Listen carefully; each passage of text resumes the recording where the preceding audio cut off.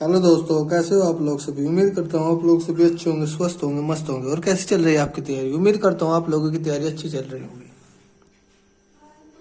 जैसे कि आपको पता है, हमने एक चैप्टर कंप्लीट कर लिया है नंबर सिस्टम का। 8 चैप्टर है। दूसरा चैप्टर का नाम है वर्गमूल और घनमूल। आज इसका पहला क्वेश्चन है। मैं रोज डेली आपको 10 क्वेश्चन इंपोर्टेंट करवाऊंगा। देखिए पहला क्वेश्चन, 0.0025 का 25 संख्या का वर्गमूल ज्ञात कीजिए, यानी स्क्वायर बोल देते हैं जिसको। देखिए 0.0025 बटे, इस पॉइंट को हटाने के लिए जितने अंक उसके बाद हो उतने जीरो लगा दो, एक के बाद एक, 2, 3, 4। अब देखिए ऊपर आ गया 25 बटे 10,000।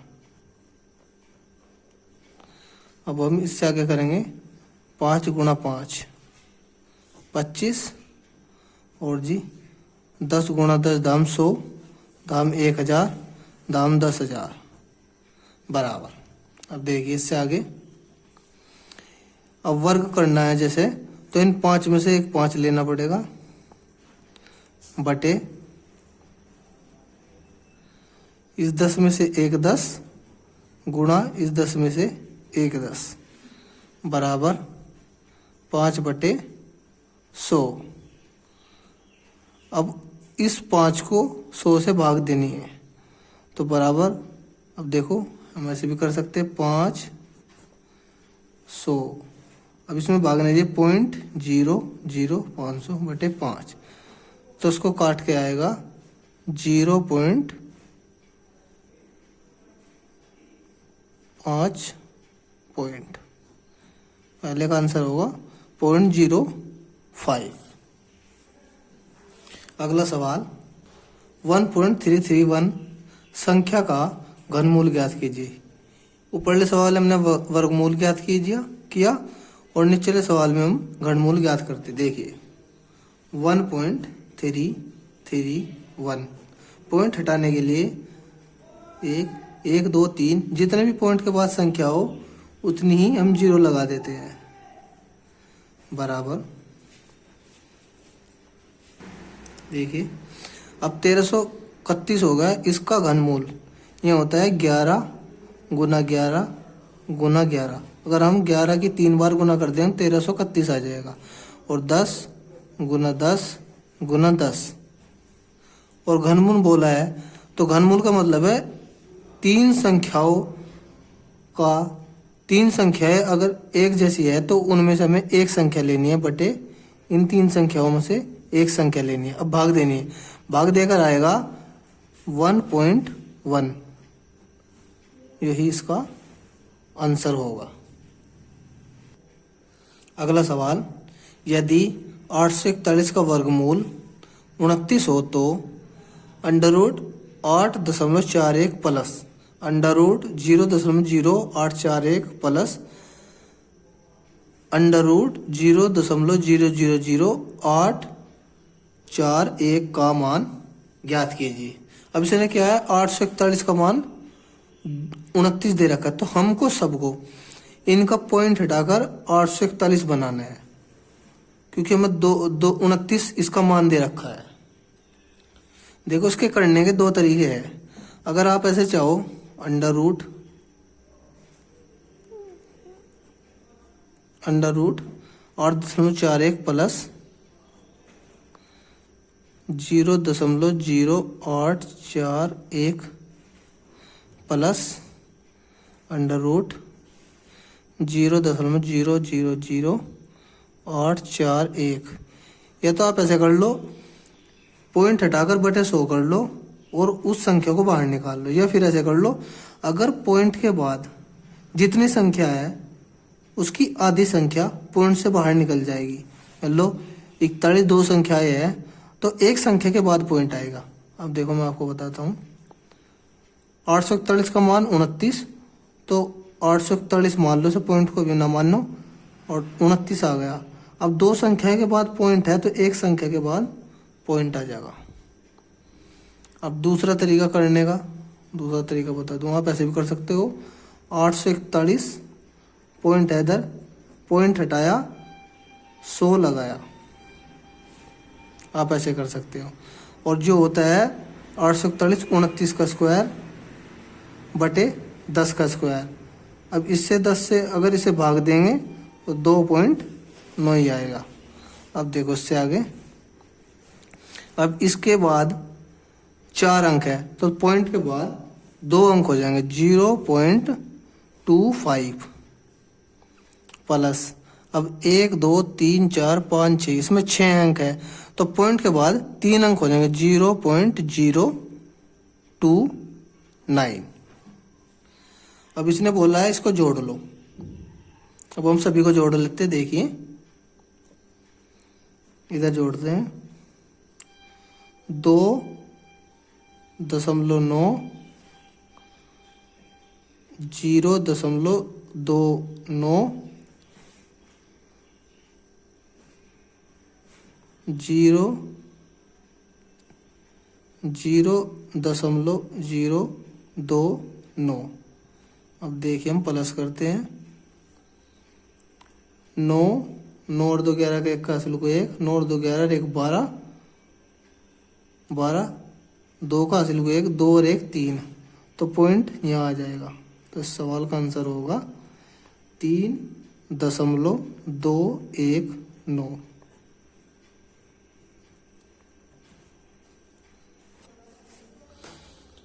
अगला सवाल, यदि √256 भाग √x बराबर 1/3 हो तो x का मान ज्ञात करना।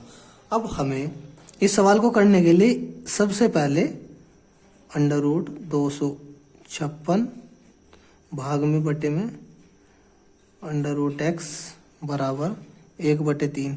अब इस √ को खत्म करने के लिए हमें दोनों संख्याओं का वर्ग करना पड़ेगा। दोनों संख्याओं का वर्ग करने पर तो आ जाएगा 256 बटे x बराबर, इधर भी वर्ग करो 1/9, तो इसकी गुणा इधर बराबर x बराबर 256 गुणा 9 बराबर 9 छकी 54, 9 छकी 54 का 4 का 9 पंजे 45 और 5 50, हासिल को 5, 9 दूनी 18 और 5 23, तो इसका आंसर होगा 2304।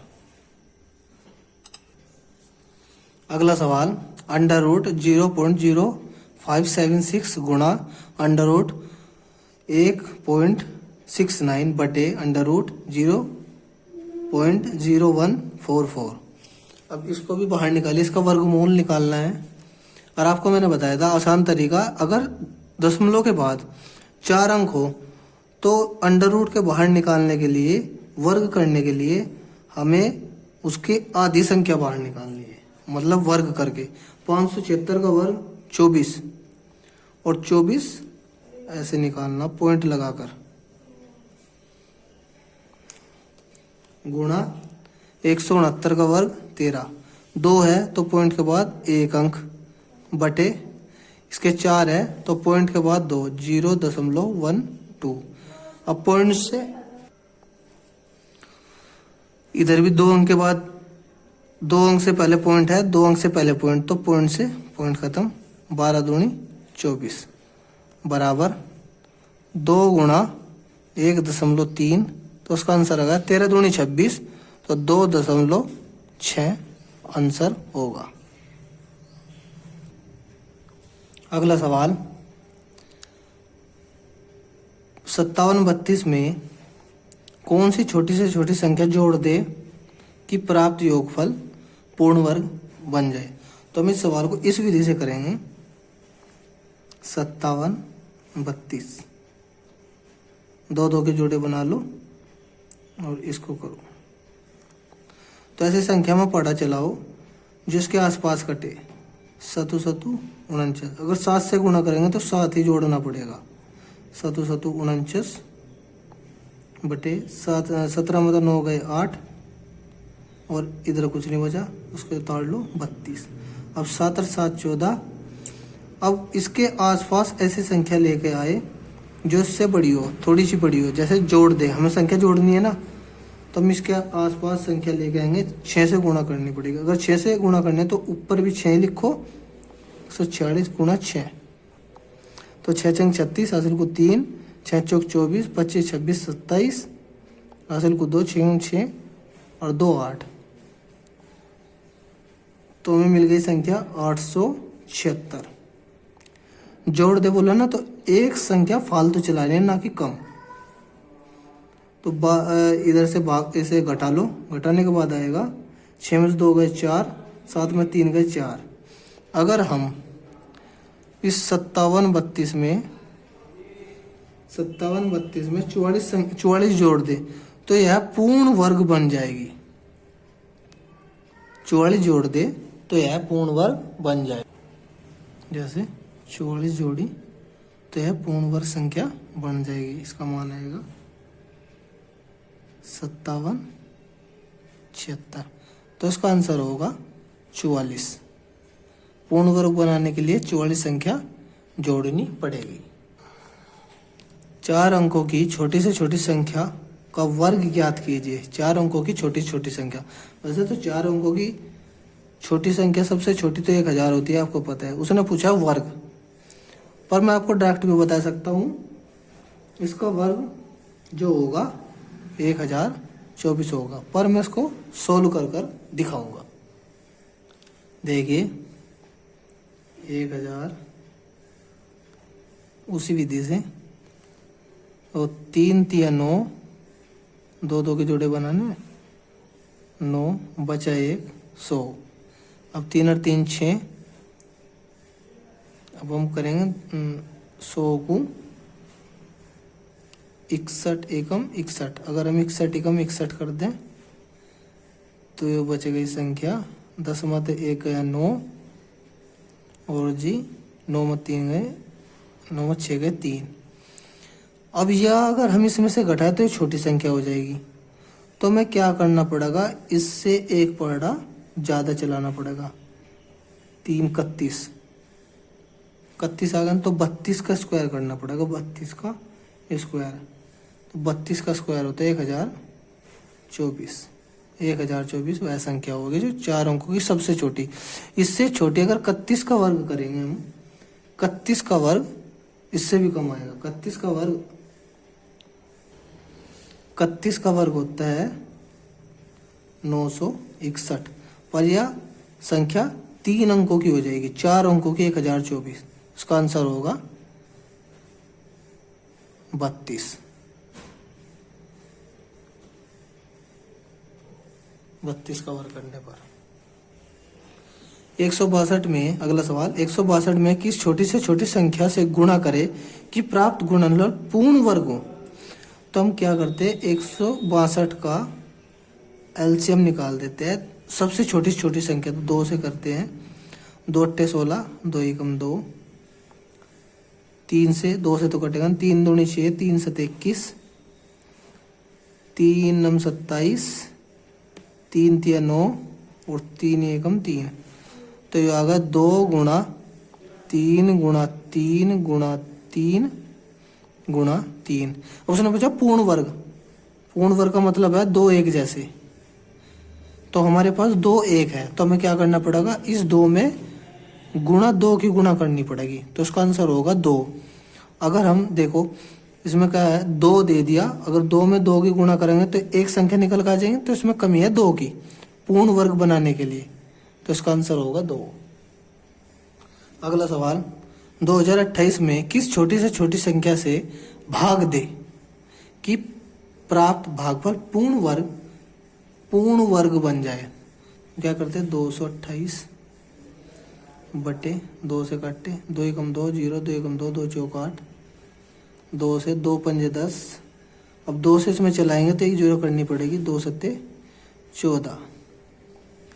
अब यो 3 से काटते हैं, 3 एकम 3 बचे 2, 3 चंग 18 2 बजे 3 नम 27। अब यो कटेगा 13 से डायरेक्ट। अब भाज्य संख्या है ना,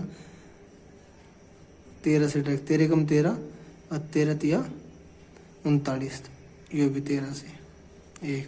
तो संख्या है 2 गुणा 2 गुणा 3 गुणा 13 गुणा 13। अब पूर्ण वर्ग बनाने के लिए 2 का एक जोड़ा और 3 का जोड़ा।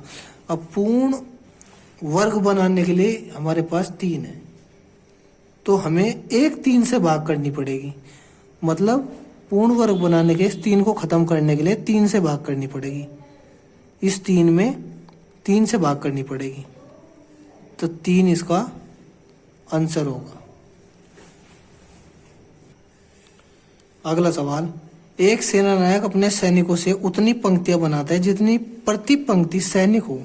इस प्रकार उसे 4 सैनिक कम पड़ जाते हैं। यदि कुल 17 पंक्तियां बनी हो तो सेनानायक के पास कुल कितने सैनिक होंगे। जितना बड़ा आपको ये सवाल दिख रहा है इतना बड़ा है नहीं। अब देखिए कम शब्दों में और छोटे रूप में मैं आपको कैसे बताता हूँ।